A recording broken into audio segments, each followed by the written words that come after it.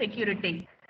So first, let me invite our principal, Dr. J. Mageshwaran, to inaugurate this FD. Sir.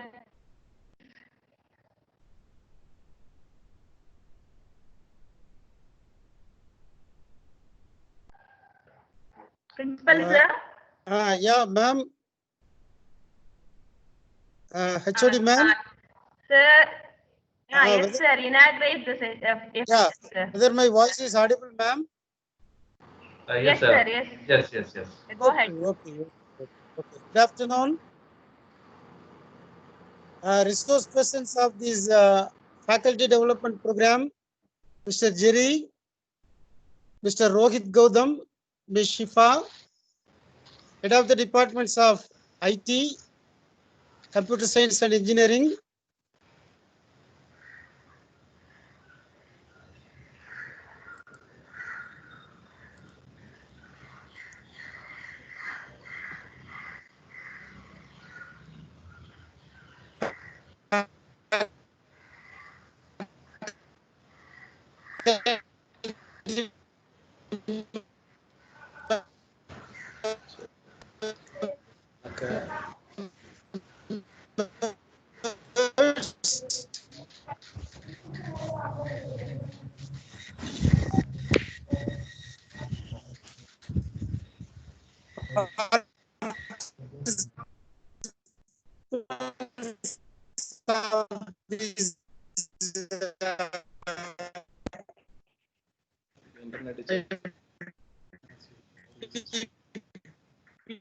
and CSC of organizing on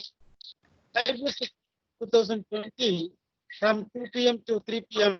Congratulations to heads of the desk.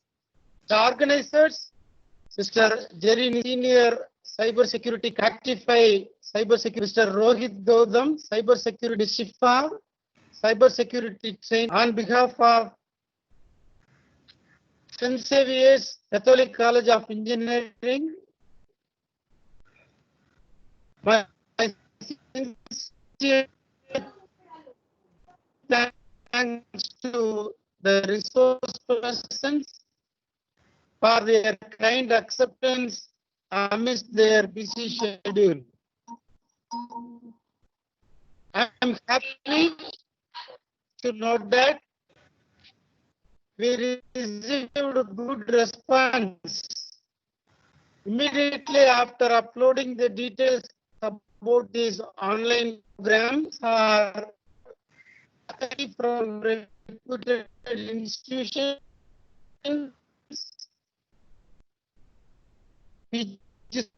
students, and so on behalf of our St. Xavier's Catholic College of Engineering, I welcome all the parties. I am very happy in inaugurating this faculty development program, cyber security. All the best wishes for the success of this online faculty development.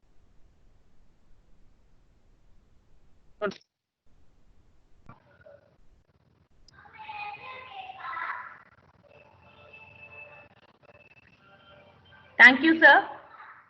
Thank you, sir, for your inaugural address. Now I am going to brief about what are the topics we are going to focus on the next 5 days. So today we are going to see the introduction to cyber security and then future in cyber security, types of hackers, then ransomware attacks. In day 2, we are dealing with the social engineering, attacks in social engineering, phishing, types of phishing attacks, and email demonstration. And in day 3, we are going to see password cracking and how to protect our password, how to brute force the password. And in day 4, cryptography and steganography, hashing, encoding, encryption, as well as demos related to this.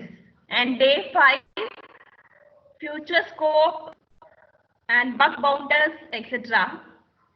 And day 6, we are dealing with IT Act, cyber laws, then case studies, And in the final day, we have an assessment and also the feedback session. So with this introduction on the topics, let me introduce today's resource person. So today's resource person is Mr. Rohit Gautam, cybersecurity expert, public speaker, and an entrepreneur. About he is an active security researcher with special interest in network exploitation and web application security analysis. He has worked as a cybersecurity consultant and Ajas Network, NSDL, ICICI Bank, Kotak Mahindra Bank, IDFC Bank, Edelweiss, etc. He also involvement in various confidential organizations as well as projects. And he has attended many conferences across India and invited as a keynote speaker at IIT Downpet, IIT Mumbai, government universities, NITs, and others. He invited as a keynote speaker at TechCraft Entrepreneurial Summit, Delhi, and also invited as keynote speaker at Delhi Police Headquarters. He has an experience of over 10,000 hours of training in information security space and trained over 10,000 plus individuals as on date. His student base ranges from defense professionals from Indian Army, intelligence agents, special task force, criminal investigation department, and engineering students. His students found critical vulnerabilities on websites like Google, accounts, OpenSSL, CA, Dutch government, and many others. He also trained more than 1,200 entrepreneurs to secure the startups. He has conducted more than 50 workshops in India and session at Economic Offense Wing, Delhi. He has designed and developed India's best cybersecurity workshop module.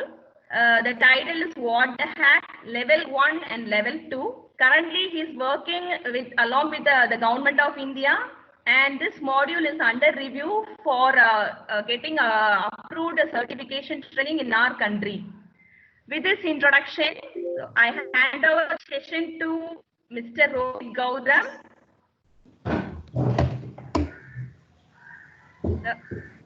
Mr. Rohit? Yes, ma'am. Thank you so much. So first of all, I would like to thank all the faculty members, especially the principal, sir, Mr. Maheshwaran. Thank you so much for making this happen. Faculty members, Ms. Anrose, Anto Kumar, and I would also like to thank Mr. Jerry, who was with continuous support. We are able to conduct this particular webinar, the faculty development program for all the faculty members of St. Xavier's College. So without taking further more time, I would like to start. So today, we are going to discuss about some of the important and key points that we should always take in mind. So let me just share my screen.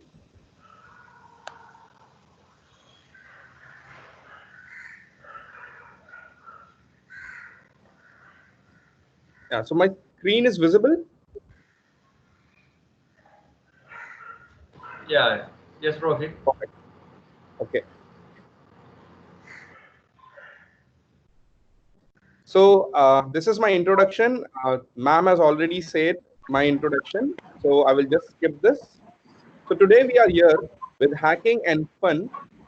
We are going to discuss about a lot of topics today. So today's agenda will be what is hacking, future in cybersecurity, CIA triad, malware families, how ransomware works, takeaways, and at the end we have a quiz for all the faculty members. Okay, so there are some questions that I'm going to ask.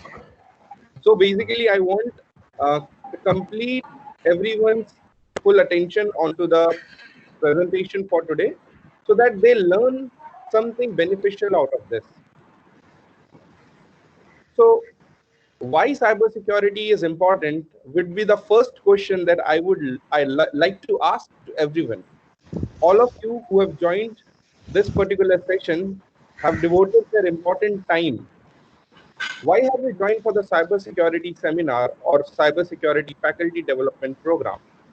There are some of the reasons which I have pointed out, which I consider as the most important one in terms of cybersecurity. Why cybersecurity is important for the future? Because the first point, which is digitalization, we cannot deny the fact that each and every day we are moving towards a digital modern community. We, from the time when we sleep till when we wake up in the morning, we are always connected to the internet. For doing payments, we use Bheem UPI, Paytm, Google Pay, and whatnot. For ordering food, we have applications like Swiggy and Zomato. For medicines, for doctors, you have everything at your fingertips. If you want to go somewhere, you have cabs. You can book a Ola or a Uber. For doing electricity bills, you can do that online. For booking flight tickets, you can do just sitting at home. So basically, you are able to do everything. Technology is at an enormous speed, has hit us very hard, that everything has come on our fingertips. So in this digital world, when we are surrounded by so many digital technologies, at that time, cybersecurity plays a very important and crucial role. We should always learn to safeguard ourselves, at least on a personal level. Until and unless you are working in an organization, that is different part for a professional level, but a digital hygiene is very, very important for every one of us on a personal level, at least for your family. So cybersecurity is important because of digitalization. Even our Prime Minister Narendra Modi, he did demonetization. What was the main agenda behind demonetization? Obviously, to curb the black money, as well as make India digital and productive so that we, the citizens, start doing digital payments. So even our Digital India campaign is pushing us so much towards digitalization, but I don't think so that from any angle or side we are motivated towards cybersecurity, because it is one of the very important factor. We learn how to make payments through applications, but we never learn how to safeguard ourselves, how to secure ourselves. That's why we fall into many traps like phishing. We get voice calls, phishing calls, and we end up giving our credentials, our OTPs, etc. That's why on a personal level, digital hygiene is very, very important for every one of us. The second point that I would like to mention is cybersecurity is lucrative. There is a lot of money that you can earn in cybersecurity. Cybersecurity is one of the domain which have not seen any recession from last many years. There has always been an increase in the package or the particular wages which are given into this particular domain. There are also many job profiles like bug bounty hunter, which just earns money sitting at home. They don't even need to go there anywhere outside to work. You can just sit with your laptop and you can start hacking applications and send reports to the companies. When they will fix it, they will pay you with rewards. Many researchers have received very good rewards in terms of bug hunting. That's why cybersecurity is very, very lucrative. Next is demand and boom. Obviously, we know that when the demand will increase, the supply will also increase. The boom will also increase. So in this digital era right now, every one of us is using WhatsApp into our mobile phones. Yes, am I right? We all use WhatsApp. I'm sure about that. So an application like WhatsApp is connected to every one of us. The demand will only increase when the application is safe, because there are so many news in between regarding TikTok, application which is developed, a video application where people post their videos. There were so many news from the government that the application contains some types of malware which records our data and sends to the Chinese people. The next day, there was a drop in the installations of that application from Play Store, and even Google removed that application from the Play Store. So the boom, the demand decreased. Why? Because there was something which was not right with the application. The application was leaking the user's data. So in case the applications are safe, they are developed in a safe manner for the user's perspective, as well as cybersecurity consultants, they find vulnerabilities into the applications, they patch vulnerabilities. This way, we will make the applications much more safer, even our digital environment safer, and the demand will automatically increase. Next is bug bounties. As I already told you, and we are going to cover bug bounties in our slides. I personally think cybersecurity is fun because it is not a conventional job that we used to do from ages. Cybersecurity is like every day you have a new application, a new environment to work on. No application in this world is developed the same way. The developers build the applications with a different perspective, different logic. So it is fun that every day you have new challenges into your work. That's why you never get bored. And the last one, with the Indian mind, Indian perspective, everyone asks, is money in cybersecurity? Is our son or daughter going to earn enough that he can save his or her future? Can he or she secure to the future? Yes, obviously. There is a lot of money in cybersecurity. We can earn a lot if we have the right skills, knowledge. Okay, so grow like PUBG. So I'm not sure every one of the faculty members must be playing PUBG, but I'm sure about this, that their kids must be playing PUBG. So it is one of the game which is ranked top on the Google Play Store rankings. There was a poll done, and in that poll, this game turned out to be the top #1. Why I have put this into this slide? This game, in a very short span of time, has turned out to be the best for everyone. Similarly, if any one of you or your children or students, anyone wants to start their career in cybersecurity, it is never ever late. We are always ready to learn from zero, from the base. And this way you can, in a very short span of time, increase your knowledge and become a professional and also rank top in the global leaders in AppSec and cybersecurity. So the career and future. You can read, I have put a screenshot from one of the news website. It says it's raining jobs for cybersecurity engineers. There are a lot of job opportunities which are getting open in terms of cybersecurity in India as well as abroad. Many big companies CEO have recently promised that they will be opening a lot of job opportunities in India. Even Sundar Pichai and Sadhya Nadella had said that they will be doing a bumper hiring from Indians. Why? Because Indian brains are the best in terms of productivity and research. That's why we can already see there is a massive growth in number of hirings. There is a lot of demand in terms of cybersecurity engineers, and this will continuously increase. On the internet, what you expect and what you get. So if any one of you is like, okay, so we can learn cybersecurity from the internet, or I can learn digital hygiene from the internet. So we just go and search for hacking tools. We try to download any of the hacking tools, but at the end, it turns out that that particular hacking tool is nothing but a malware. I would like to share a short 30-second story with you guys. So there was a student who came to me once, and he was like, sir, I want to hack this particular account. This is my girlfriend's account. I have some issues with her, and this is her Facebook account. So can you help me hack into this? And I want to identify that whatever is going on into her life. I said, this is strictly wrong. We are white hat hackers, ethical hackers. We cannot do this. This is against the law. What that student did, he went home on his Google internet. He went on the Google and he searched for free hacking tools for Facebook. He downloaded one of the Facebook hacking tool. Once he downloaded the tool, there was an option asking for enter the email ID you want to hack.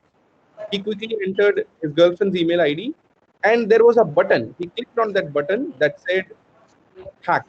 After he clicked that button, there was a loading bar. It started loading. After some time, it said hacking complete. Kindly click here to see the password. Once he clicked there, there was a login page which said that if you want to see the password, kindly log in with your Facebook account. That student, he logged in with his Facebook credentials to see the password because he was very curious and excited. At the end, the application gave an error and it said something went wrong. Please connect after some time. Do you guys know what happened? The student himself gave his own credentials to that particular fake tool. So he was going to hack someone, but instead he got hacked himself into a phishing tool. He gave his own credentials. So on the internet, if you go and try to search for free hacking tools, you are not going to get anything. Why?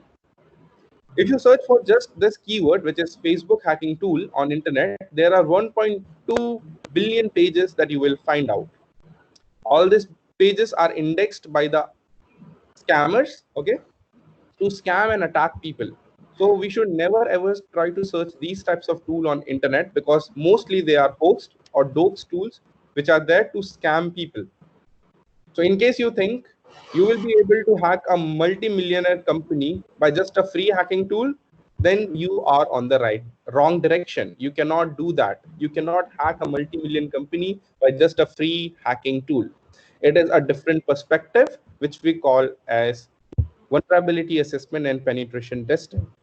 Okay. So the takeaways from the previous slide was never ever try to download any tool that you do not trust or the source is unidentified. Now, in this slide, we'll see what are the types of hackers. In the cybersecurity community, there are total 3 types of hackers. The first is the black hat, second is the gray hat, third is the white hat hacker. Although the colors of the hats are different, but there is also a very big change in the mentality of all the 3 hackers. So I will start with the white hat hacker because I am a white hat hacker, which we also call as an ethical hacker. So white hat hacker is considered a type of hacker who works for the government as well as for the private organizations. He works all the time to safeguard applications from attacks from different types of attackers. What is a black hat hacker? A black hat hacker, in a layman language, is a bad person. A black hat hacker is a hacker who hacks into people's account, people's credit cards, accounts, and he posts their credentials on deep web, dark web, and does malicious activities. That is a black hat hacker. What is a gray hat hacker? Gray hat hacker is the combination of both a black hat hacker and a white hat hacker, which means this particular hacker will do anything he wants as per his choice and his mood. If I would like to give you an example, let's say into any organization, let's say a bank, a white hat hacker is being hired. That white hat hacker into the organization, he is doing his work, his project. In one of the project, he come across some credit card numbers into our application. He steals those credit card numbers, goes home, sells those credit card numbers on deep web, dark web, or other websites, illegal websites. So this way, the white hat hacker did a job of a black hat hacker, and now he's considered as a gray hat hacker. So from these 3, the most dangerous type of hacker is a gray hat hacker because we cannot identify a gray hat hacker. A white hat hacker can always turn to a gray hat hacker as per his choice. That's why gray hat hackers are considered to be the most dangerous type. But I would like to urge that every one of us to become a white hat hacker and an ethical hacker to work in all the time safeguarding, securing people's identity and applications. Next, we are going to see about CIA triad. I'm sure every one of you follows this into your life. Into your day-to-day life, when you're connected to cybersecurity and all the applications, we follow this, but maybe we have never heard about what is a CIA. So let us understand CIA triad with a practical. So C stands for confidentiality, I stands for integrity, and A stands for availability. All these three terms are considered as a fundamental pillar of information security. These three are very, very important, and without these three principles, information security cannot run. So what is confidentiality? Confidentiality means between two parties, if any communication is happening, then it should always be confidential. For example, let's say Jerry tries to send a message to me on Facebook. He only wants that message to be received by the recipient, that is me. He does not want that message to be read by any other person. So in this case, Facebook is following the confidentiality principle, wherein only the recipient is able to read that message. Apart from that, no one is able to receive or read that message. This is confidentiality first. Remember, if any application breaks this confidentiality or the three principles of information security, then under the GDPR Act, they have to pay a very, very huge fines. There are many such examples that we are going to discuss, which have already been paid a very huge fines because of breaking the principles of information security. The second and the most important, integrity. What is integrity? Integrity stands for any data that has been transferring between the two parties. Let me again take an example. If Jerry wants to send some data to me, to Rohit, that data should remain same as it is. It should not change its states in between. What do I mean by it should not change its state? Whenever Jerry is transferring me, let's say, a file which contains the account number 1234, I should receive the same file with the account number 1234, not 56789. If there is any attacker who is sitting in between and he performs a man in the middle attack, this is an attack which happens in cybersecurity when someone sits between two persons and intercepts the communication and tries to change the data that is flowing from one end to the another end. So in this case, if the communication is intercepted and the communication is being tampered and the data is being changed, then in that case, the integrity is damaged. This should not happen. So whenever you try to download anything from any website, let's say you try to download a software. In that case, whenever you are downloading a software, to make sure you have downloaded the same software, the website developers put a hash. We call it a hash or checksums sometime to identify that you have downloaded the same software from the website. This applies to everything that you do into this digital world, either from downloading an email, a file, a movie, music, PDF file, document, anything. You should always check its integrity. I'm going to show just in a couple of minutes how to check the integrity of any files on the internet. The last principle is the availability. So what does availability stands for? Availability means the resource which is on the internet should always be available 24/7 for the people to use. If it is down and it is not available, then there will be a heavy fine imposed onto that particular resource. For example, let me take a very small and basic example of the board exam results. Okay, so whenever the board exam results are out, let's say 10 standard board exam results are out, at that time all the students are very excited. They jump onto the website and they want to see their results. But unfortunately, we see that there is a lot of traffic onto the website and students are not able to download their results. Why this happens? Because that 10 standard board exam results server, which is hosting all the results, is not able to serve all the people at once. All the people, I mean all the IP addresses which come onto that particular server at once. So all these IP addresses send simultaneous request that we want to see the result. We want to see the result. But the server is not able to fulfill each request. That's why For the new people who join, they see the server is down or 404 not found, or there comes a generic error. This is because the availability is getting damaged and hampered in this case, which should not happen. So if you want, you can also find a case on the NIC servers of the exam results. Okay, if you go for a filing, and if you want to file a case, you can obviously win that case. Okay, logically, legally, you can do that. Okay, but no one does that because that is not a single very important entity. That's why. But opposite to this, let's say we are talking about financial organizations like your bank.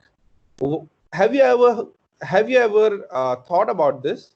Why your bank tells you that we are going to go down tomorrow for under a maintenance for 5 to 6 hours? Why? Because in that case, the availability is going to get hampered or tampered.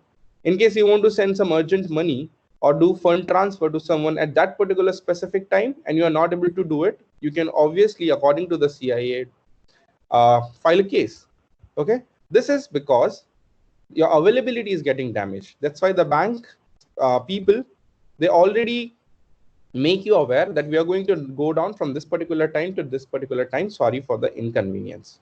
So the CIA triad is one of the most important principle of information security. So let's see the practical of CIA triad quickly.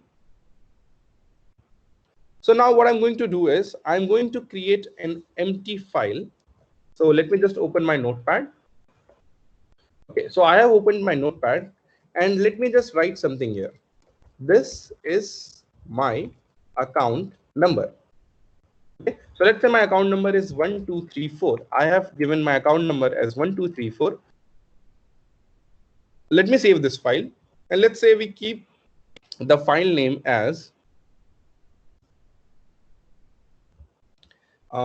fdp secret.txt. Okay, so I have given this file name and I'm going to save this file. Let me just quickly save this file. So you can see I have saved this file with the account number 1234.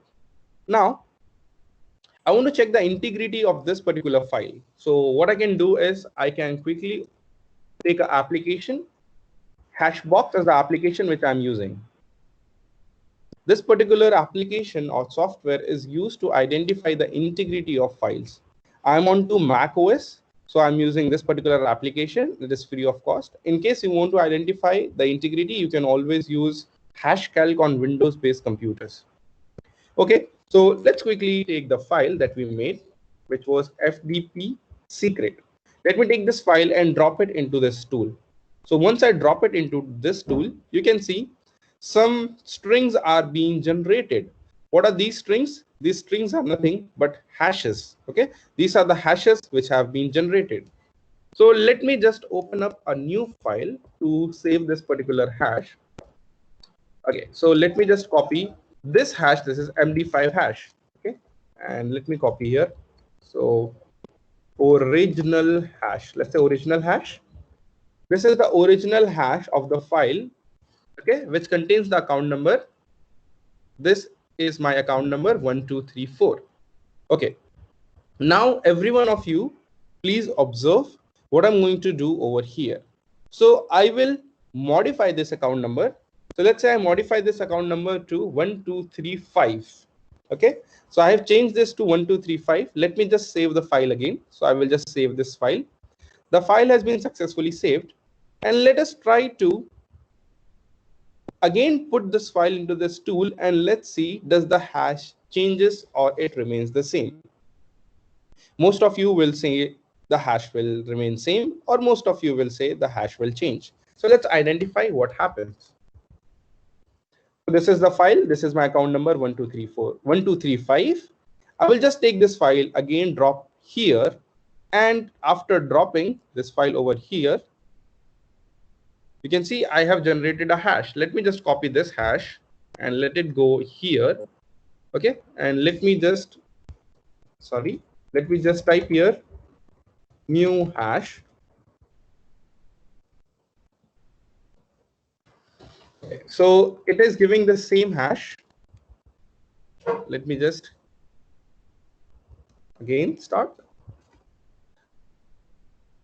Okay, so what I'm going to do is I'm again going to drop this file, which is FDP secret, and drop it over here. Once I drop this, you can see it gave a new hash. It should have given the new hash. It was the output of the old hash. So I will just copy the new hash and I will paste it over here. Yep. So you can see the original hash when the account number was 1234, the new hash when the account number was 1235. Okay. So as you can see, the hash changes when there is any change into the data of any particular file. Okay, this is not just limited to files. It can be limited. It can be anything: a software, movie, song, document, anything. Okay, perfect. Now let's go back here, and now what if I make this to 4? When I change this to 4, which means I'm making, let me just save this. I'm making the content of that file, the data, exactly same as it was before, which is equals to the original change. Let us try to calculate the hash now. I will just quickly open the hash calc again, hash box again, and I'm going to drop the file, which was FTP secret, and you can see over here it is 1234 again. Let me just drop this file over here and let's see the hash now what we have generated. Let me go back to this file and let me just type here modified same. Okay, to remember. Now you can notice the change that was done into the file was exactly the same, which was 1234 of the original file. That's why this hash and this hash exactly matches, which means there is no change in the data into that particular document. Perfect. Let's see one more important test case this time. Let me open this file again. Let me go over here and you can see I have written this is my account number 1234. Okay, so this time I'm not going to do any changes, just observe. Okay, I'm going to save this file again. You can see the account number remains the same, that is 1234. Let me just take this file again, which contains the same account number, and drop it over here. So once I drop it, you can see the hash changed. Let me just paste it here. Let me just give the name as changed hash. Okay, so you can see the hash changed. But if we go to the file again, let us go to the file and you can see it is written same. Why the hash changed? We already saw in this particular modified test case, the hash remained the same when it was 1234. Why the hash has changed when the file is again the same? So here we notice something which is very, very important. The file is actually tampered. We cannot see the modification that has been done into this file with our bare eyes, but the file has been tampered. If I show you where it is tampered, just observe where it is tampered and something new data has been added. You can see over here, this is a space which has been added. Okay, the space which has been added, and because of the space, the integrity is saying this is not the original file. There is some change into this file. Okay, so what if I delete this space? So I'm going to delete the space. Have you seen I have deleted the space? Let me just save this file again. I have saved the file and let's calculate the hash. If I will drop this file over here and I will copy the MD5 hash, I will go here, go back to this file and paste it over here. So now we can see that this particular hash matches this particular hash and this particular, the first original hash, which means the file that we are checking right now is exactly the same file as the original file. Okay, so from this practical example, we understand that if there is any minute change into the file, into the data, that can be also a space. If the space is there, which means the integrity is damaged. And according to the CIS principle, if the integrity is damaged of any file or any data, then you should discard that file. You should not use that particular file. Okay. So let me show you quickly a practical use of this. Let's say you want to download anything. So let's say you want to download a software, which is, I am sure everyone must have used VLC Media Player. This is a software which is used to watch videos into our computer. This applies to any software that you download, okay? Microsoft Office, Word, PDF Reader, anything. So whenever you are onto any website and you want to download anything, as you can see here, I can see download VLC, okay? So I will just click on download VLC. After I click here, it says downloading VLC for Mac OS. All right, it is downloading, but one thing to notice over here is display checksum. Once I will click on checksum, you can see the download has started. I will just pause the download. The checksum that I have received is this, okay? So what should I do? After the software has been downloaded into my computer, I should drop that particular software into this particular utility, that is Hashbox. In the Hashbox, I need to check the checksum, that is the hash of that particular file. Is it the same which is on the website, or it has changed for me whenever I am downloading? So whenever I'm downloading, is there any attacker who sits in between and has changed or modified the file or modified something into this file? Okay, so this is the way you can check for each and every software, program, documents that you download. Okay, so this was CIA. Let's quickly move on to the next into our slides. So I hope every one of you understood what is CIA triad, how it is connected to our life, and we also saw the example of integrity to safeguard ourselves. Let's quickly come to the malware family. This is one of the very important family, okay? We all use computers at our homes, into our colleges, schools, everywhere, and we see that our computers turns out to become slow. Why it becomes slow? Every teacher, every person has this answer that the computer contains a virus. I've seen most of the people, they give all the blame on virus, but it is always not because of the virus. The virus is always not the culprit. There are other siblings of virus as well into the malware family. So as you can see in the malware family, there is a Trojan, there is virus, adware, worm, scareware, spyware, and ransomware. So there are these many people who try to infect your computer. So let's understand about that. So first of all, let's start with virus, which is one of the most famous one. So virus has a full form. The full form of virus is Vital Information Resource Under Siege, which means your important data is under someone's control. All these particular people who are under the malware family are termed as a malware. Okay, malware also has a full form. So these are the two words which are joined together. The first one is MAL, which stands for malicious.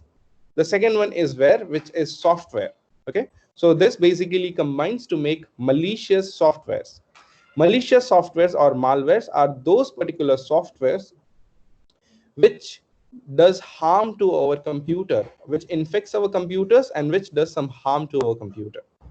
So virus is type of malware which comes into our computer and infects our computer. Remember, virus needs a medium to spread. Virus cannot spread itself automatically. What does that mean? That means if you want to infect a computer A and if you want to infect a computer B, so let's say there is a virus in computer A, it cannot automatically transfer to computer B from the internet or from the LAN cable. You need a medium. You can take a pen drive, take a file. With that file, the virus will attach himself and come to the computer B. Or there can be any other way or medium that you can choose. Virus will never ever self-replicate itself and transfer from one end to another. But vice versa, worm has this special capability of transferring itself from one end to another end. So a worm self-replicates itself. So it is a self-replicating piece of code, which we call it as a malware, which transfers from one computer to another and several other automatically. There was a very, very famous worm called as I Love You worm in back 2000s, when this worm created a loss of more than $12 billion. So there was a worm who started infecting from one computer, and in everyone's computer, there was a message called as I love you. people clicked on that particular message. After they clicked on that message, their system got infected, and from their system, this worm started getting spreaded to others. So most dangerous. Next is a Trojan. What is a Trojan? Trojan are basically those types of malwares which stick to other files and disguise themselves as an original file. For example, if you try to download any software or any movie, let's say, when you download that, you see when you double click that movie, the movie does not play. And the extension of the movie, instead of being a movie file .mov or .mp4, it is something else, let's say a exe. So this file contains a malware, which is a Trojan. Trojan is attached to that particular file and it's disguising itself as an original or legitimate file. So whenever you try to download any tool or software and you see that the file is not an actual file or a disguised file or has some different extensions, do not download that file. It is a Trojan. Next is a spyware. What is a spyware? As the name indicates, spyware is types of malwares which comes into your computers and spies on you. So what do they actually do? They turn on your web camera and watch you all the time. They turn on your keyboard keystrokes. Whatever you type onto your keyboard is being monitored. So these are very dangerous. They also do geolocation and they locate wherever you are. Next is the scareware. Scareware is those types of programs which scare you all the time. For example, if you are visiting any website, or sometimes on your mobile phone as well, you must have seen there starts coming a message which says your phone is infected. Sometimes even your phone starts vibrating. It says your phone is infected. Your Samsung phone or Xiaomi phone is infected. Click on the below link to install the antivirus. You should never do that. It is that particular malware which is scaring you and making you click on that particular link so that you install a malware into your computer. The next is the ransomware, which is considered as one of the most dangerous type of malware currently. Why? Because as the name suggests, it will ask you for a ransom. Okay, so it will ask you for some money to unlock your files. This particular malware encrypts all your files. It works on the principle of cryptovirology. Cryptovirology is basically using cryptography and the process of creating a virus. This particular technology is implemented into ransomware, and if your system encounters a ransomware, then all your files into your computer, either it is your data, PDF, documents, anything, all the data in your computer will get logged. We call it will get encrypted. Once it is encrypted, you cannot read the data. That is next to impossible. You cannot read that data because it is encrypted with a very strong private key. And the private key is only is with the attacker. Okay, so now to get back your data and your files, you need to share or send some amount of money to the attacker. And these payments are done in bitcoins. Bitcoins are cryptocurrencies. Okay, you do not have to make the payments through your bank account, NEFT, IMPS, or Paytm. These are through bitcoins, BTC. Okay, so what are bitcoins? Bitcoins are cryptocurrencies which are untraceable, which cannot be tracked. Okay, because of its a peer-to-peer one-to-one connection, and because of this blockchain technology, we cannot basically track wherever the bitcoins are going. So attackers use bitcoins to infect people and they collect ransom from them. So we have discussed about ransomware. Ransomware is a harmful piece of code which infects you, and after infecting your computer, it will ask you for a ransom. You have to pay that ransom, then only your files will be unlocked. In case you do not want to pay a ransom, then there is no way to get your files back. You need to format your system to remove that particular ransomware. Recently, one of my friend's company, it was hit by this ransomware, and their 3 servers were encrypted, which contains the user's database and user's details. But fortunately, they were having a backup of all the servers. So they quickly formatted all the servers and they restored everything from the backup. But for the people like you and me who are day-to-day users, we do not keep a recent backup of everything. Okay, so the first thing that you should do is always try to keep backups of your important data at least. Okay, so whenever there is something wrong, you can restore your data immediately from the backup. One more thing which is very good for Windows users is there is something called as restore point into your computers. Take frequent restore points of your computer. So in case you download any malware which is a ransomware, you can always go back to the restore point and bring your system to that particular restore point. Okay, you may not be able to get the new files which you have created, but you can always get back the old files into your computer. Okay, and the last thing, one very important thing, do not blindly click download, install anything that you do not believe. Do not download anything from an unverified source, untrusted source. It may turn out to be a malware, and it may turn out to be a dangerous ransomware for you. Okay, so what are the takeaways from today's presentation? Today's webinar contains most of the important takeaways that we can follow in our day-to-day life. The first one is do not trust anyone in terms of your digital identity. Okay, we think that we make several emails, that email is not important for us. You are wrong. The email is a very, very important identity for you. Like you have your own UIDI ID, which is your Aadhaar card. It exactly holds the same value and importance like your any of the identity. Why? Because if your email is compromised, then any attacker may use your email to conduct further more attacks. Okay, and when after those attacks have been performed, when the cyber forensics will be done and the trace will be done, it will be through your particular email address, and you will be considered at the fault.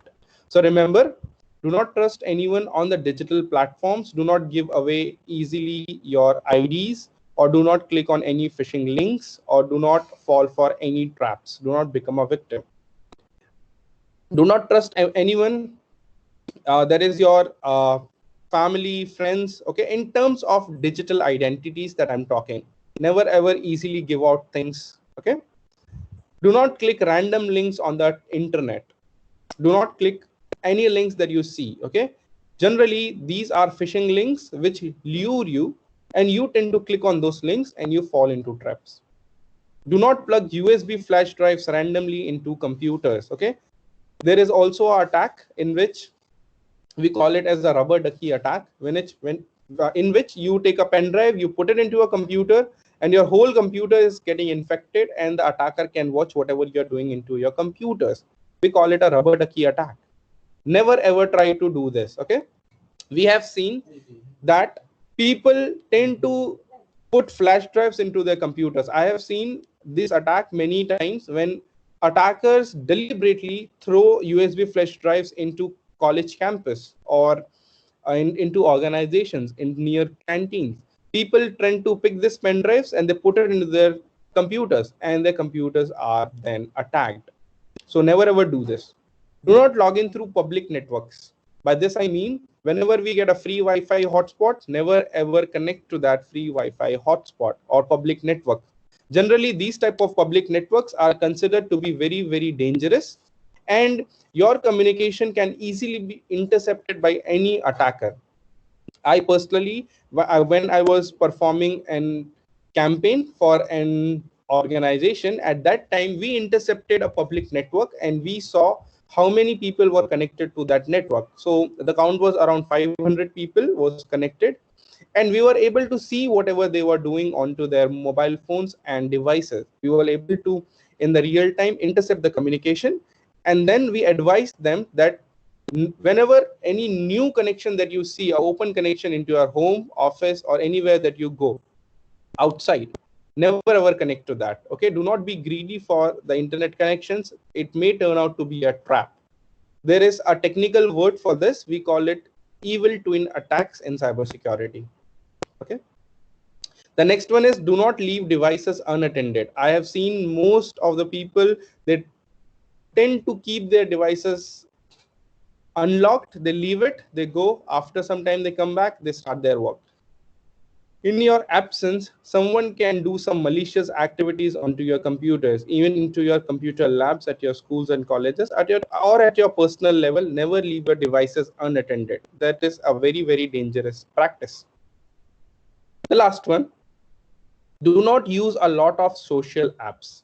By this, I mean do not use a lot of social media apps. Why? Because they tend to collect your data.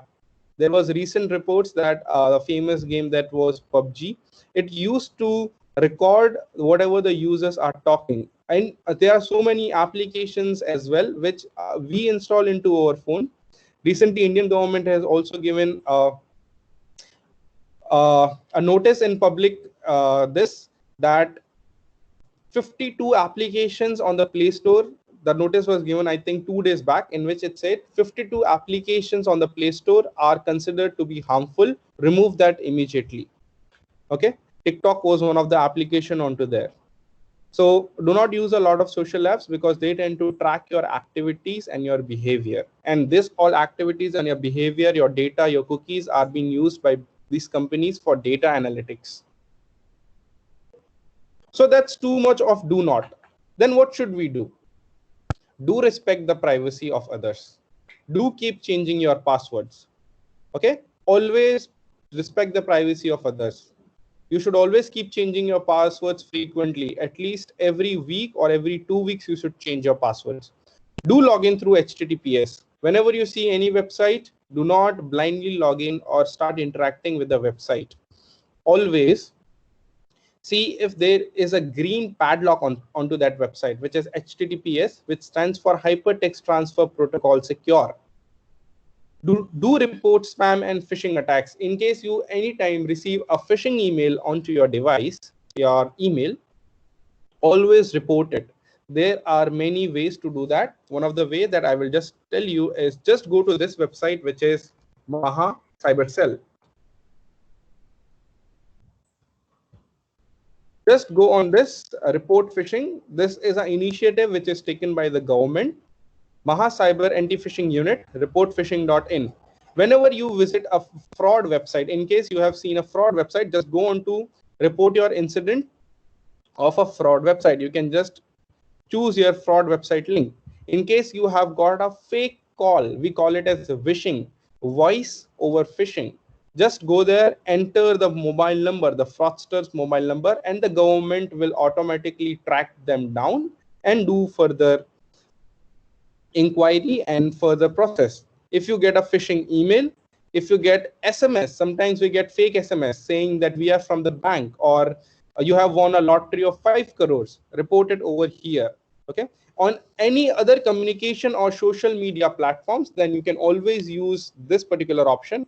In case on Facebook, WhatsApp, you get some other fake SMS, or communication mediums, you get fake messages, you can report it over here. And in case of any other scam that you have seen, you just choose others and you can report it over here. So this is a very good initiative by our government, and you should always report over here. One more thing that I would like to tell is our cybercrime portal of Government of India. Just go to cybercrime.gov.in and you can report a cybercrime over here. So this process is very, very simple. You just go here and you can file a complaint. In case there is any unwanted thing that you see that has happened, you can always report a cybercrime over here.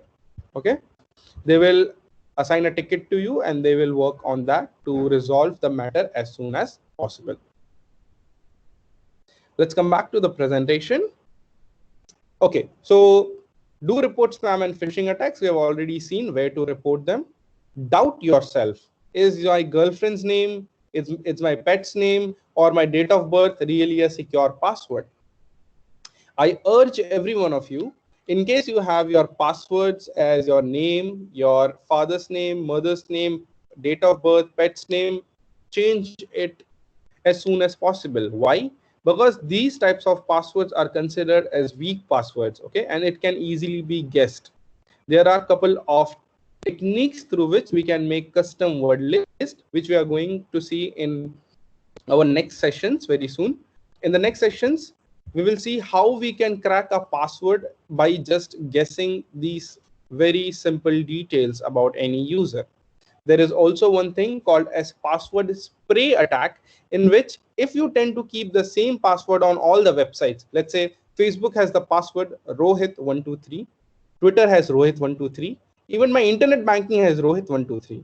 If one of my password is compromised, let's say I log in into a phishing Facebook page by mistake, the attacker has my details now Rohit123. He can try using that password on all the websites. Okay, he will try on e-commerce website, he will try on travel website, blog website, my payment website, Paytm, everywhere. He may also try it on my banking website, and it will work because I did a mistake of keeping the password same everywhere. This is known as password spraying attack. This can be done through a software very quickly. We don't need to do it manually. Okay, so that's why one best practice, always change your passwords of all the websites. In case you may think, how would I remember the password for each and every website? So there are password managers to do that. There are free password managers. You can use Passkeep or OnePass. You can use them. They store your passwords into a very secure locker, which is encrypted, and you have the keys with you. Okay, you can use those types of softwares. Okay, so we are done for now with the presentation, and we are also up with the time. So now we are going to start with the quiz time. And in the quiz time, I want everyone's interaction. There are a couple of questions that I have put into this quiz just to see that every one of you have been benefited from the presentation and were attentive and learned something. So the first question I would like to ask is, what are the different types of hackers? Any one of you from the audience can answer it. What are the different types of hackers? White hackers, black hackers, gray hackers. 3 kind of hackers. Very good, very good. So I see 2 participants from the audience have answered this question. Very good. This is the correct answer. There are total 3 type of hackers: white hat hacker, black hat hacker, and white hat hacker. So I would like to ask now, which kind of hacker should we become? White, black, or gray? White White hat hacker. White hacker. We should become a white hat hacker. Yes. White hat hacker is an ethical hacker which works all the time in protecting and safeguarding our digital identities and applications. Very good. Let's move on to the next question. Name any 4 members of malware family. Can anyone tell me 4 members of the malware family? Trojan, Virus, spyware, ransom, worm, adware, scareware, ransomware. Excellent. So very good. You told me all the members of the malware family. Excellent. Very good. So you are able to remember all of them. Next question. What is the full form of virus? Tricky one. Vital information resources under siege. Vital information resource under siege. Excellent. Excellent. Next question. So this question does not have a right or a wrong answer. It is just based on your approach. So how can you define ethical hacking? Just one quick one-liner answer will also do, just to see what your approach. To protect companies and organizations. To protect companies and organizations, right? Anyone else want to say?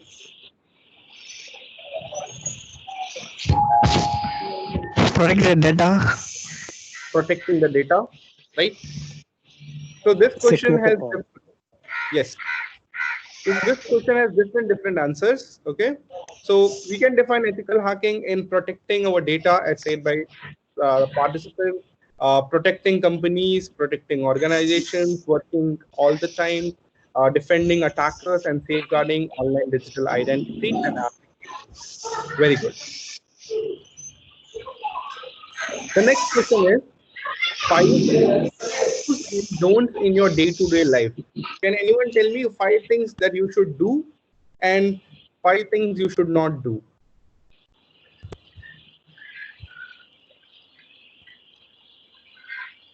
It's okay if you're not able to say 5, at least try for 1 or 2.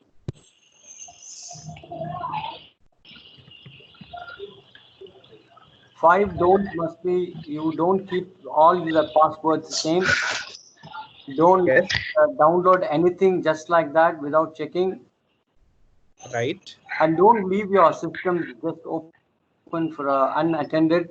Unattended. Very good. Yes. What are some of Don't- the do's that you Do not trust anyone. do not trust anyone? Some of the do's that we can do. Do keep changing your passwords regularly. Yeah. Keep changing the password and don't leave your system open like that for Right. a while, Do not long keep time. it unattended. Unattended. Password Very should good. not be the same for all the sites, for all the accounts. Yes. Do log in Do through not keep the same password for all the accounts. Very good. Excellent. Do respect the privacy of others. Do log in use Do log in through HTTPS. HTTPS, right? Do log in through HTTPS and safe websites. And do report any cyber crimes if you come across any phishing emails over here onto this particular website. Excellent. Yes. So, yeah, so we are done with the presentation for now. I will just stop sharing. Yeah, so we are done with the presentation. In case you have any questions, we can take up this question. Andrew, in case the participants have any questions. Yeah, participants have any questions? Either you write in the chat window or you can raise your hand. I think some of answered by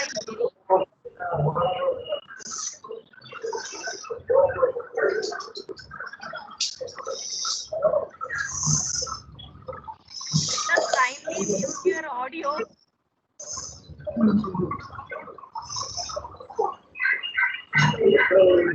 The meeting chat. Never allowed to save passwords. Do not use public system.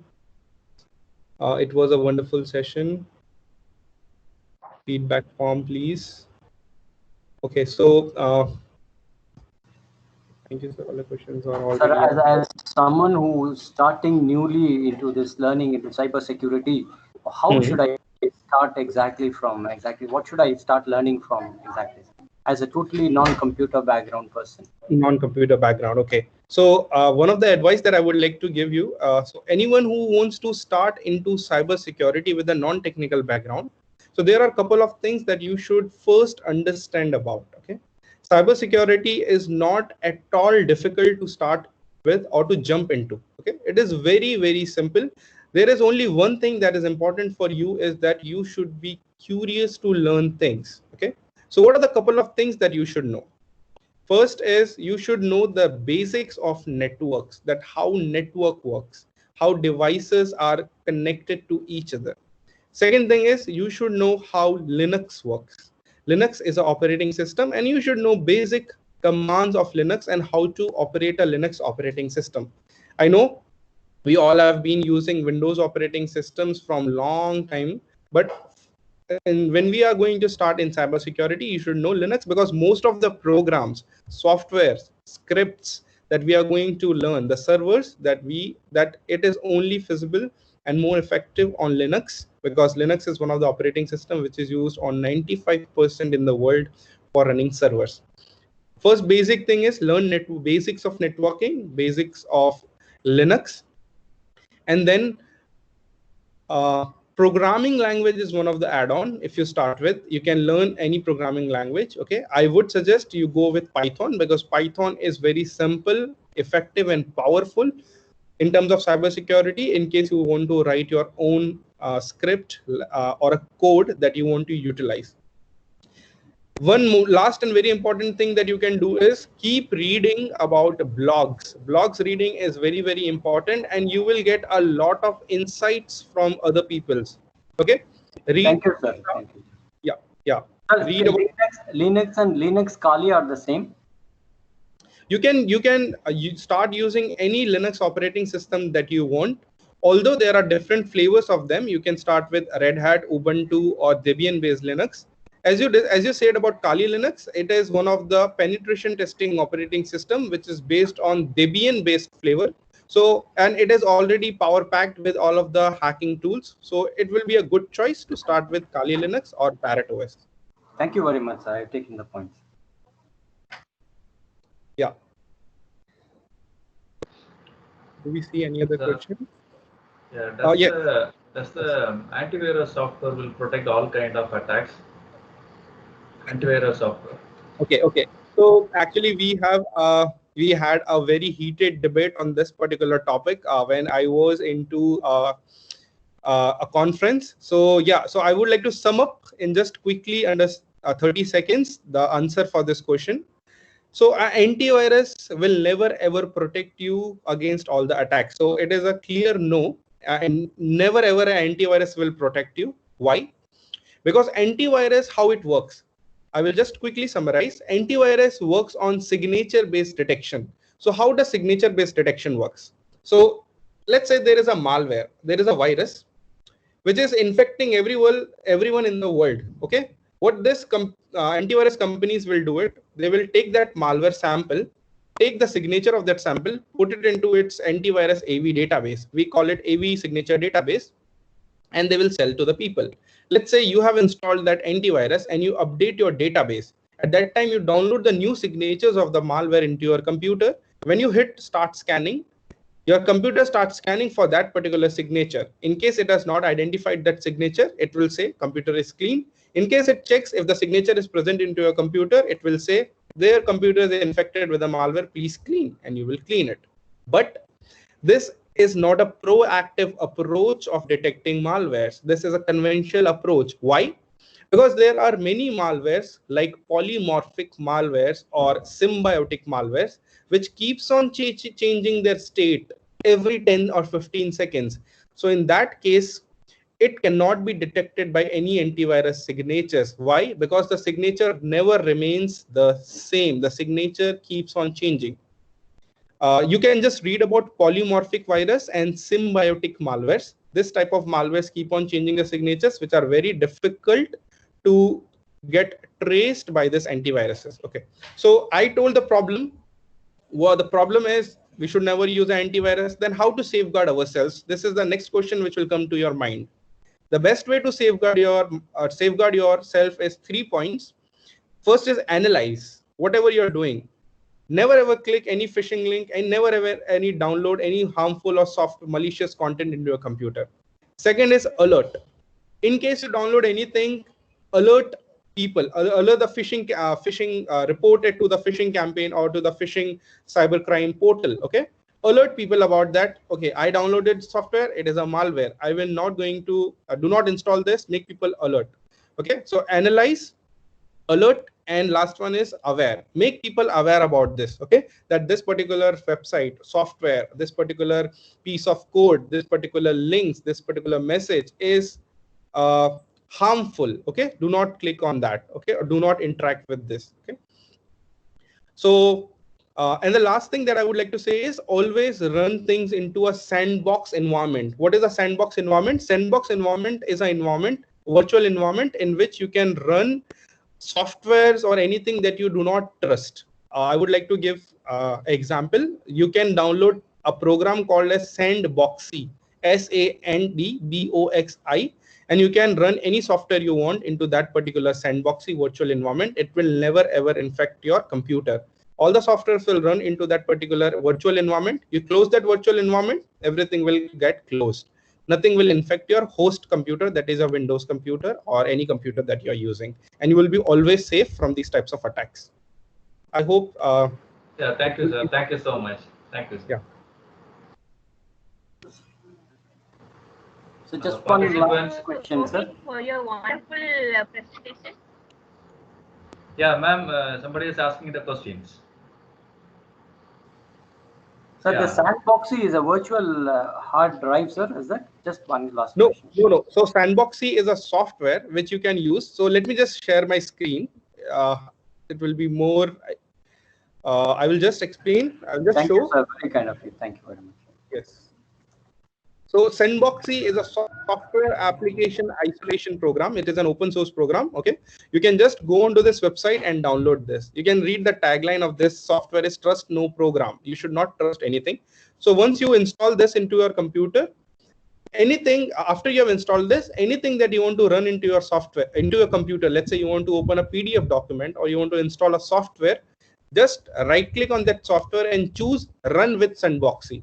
So when you click on run with Sandboxy, at that time, when you will choose run with Sandboxy, it will start running into the sandbox environment, and that is the isolated environment. Okay, it will not run into your host OS, which means the processes that will be spawned will not spawn into your host OS. Okay, it will spawn, or the process will get generated into the virtual isolated environment of the Sandboxy program. Okay, through this way, your main Windows computer, the host OS, will remain secure and safe. I hope this helps. Thank you again, sir. Thank you very much. Yes, sir, very much. Any other questions? Any other questions? So let me thank for this wonderful presentation. Thank you, Mr. Rohit, sir. Actually, you have given the basic things as well as the types of attacks and also how to protect our devices against this type of attacks. Thank you. I hope everyone is benefited out of it. You can have a and attacks and things as well as concepts. I request to get the feedback link. I thank the experts as well as the Shifa as well as Jerry. They have answered most of the questions asked by the participants in the chat window. Thank you, Jerry and Shifa. Thank you, sir. Thank you, ma'am. Thank you so much. So Rohit, I Yes. hope you all enjoyed, and on behalf of our team, I would like to thank you all for inviting us. And then we have 5 more days with us, so we'll be having a lot more discussion and interaction. So see you all there tomorrow. Okay. Yeah, bye. Take care. Bye. Thank you, ma'am. Thank you. Thank you so much, everyone. It was a wonderful Thank you, session. Thank you. Thank you, everyone. Thank you. Thank you, everyone. Even the first day was very nice. Inshallah, we are hoping to have a very nice remaining days. Thank you very much, Arpan. Everybody say